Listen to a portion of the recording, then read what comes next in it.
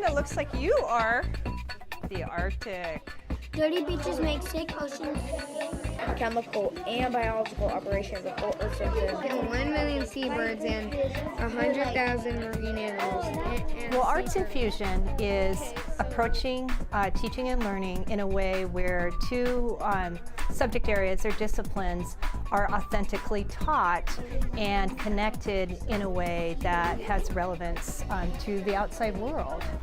A story about some of the things that happen in the rainforest. In developing the curriculum, I pretty much started by mining the science standards, and mining, by that I mean really examining what students are being asked to learn at each grade level. And also I spent time with the traditional EnviroChallenger educators and really focused on the primary message of the Arts EnviroChallenger program, which is reduce, reuse, recycle, respect, and responsibility.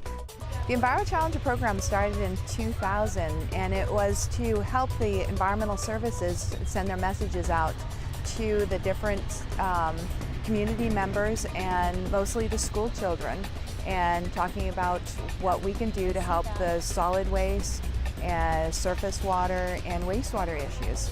And it is pretty innovative, but there are a lot of other municipalities and other cities here that do have environmental educators and outreach and stuff, so we work a lot with them. And I don't believe that any of the other municipalities do have the Arts EnviroChallenger, where we go and reach out to the younger audiences and show them and teach about art and meet the teacher's goal and meet the city goal.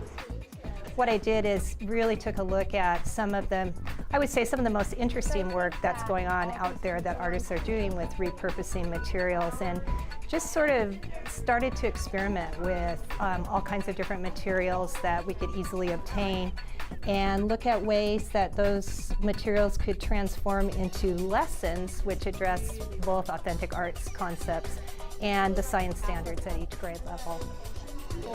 I love it. Beautiful.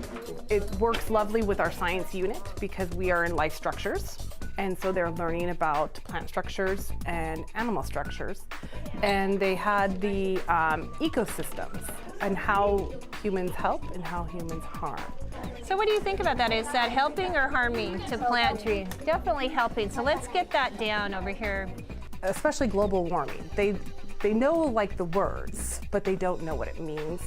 And so I think going through this and being able to represent it through art, with the science unit that we're doing, I think it makes them so much more aware. They worked on shapes before they did their collage, and you can really tell how this student used the symmetry and the polygons, which is another fourth grade standard to know anyway, so that's really fantastic. If students can't stop because they're so excited about what they're doing, or they say, oh my gosh, where did the time go at the end of the class period? Or they say, when can I take this home? I want to take it home now. You know that there's a lot of investment in what they're making and a lot of excitement about it. Art should be an essential part of every child's education, and unfortunately, art is very marginalized in schools right now because of other academic pressures and needs and requirements. I feel like, for me, it's really gratifying to give students an opportunity to communicate ideas through a different medium than they're accustomed to in school.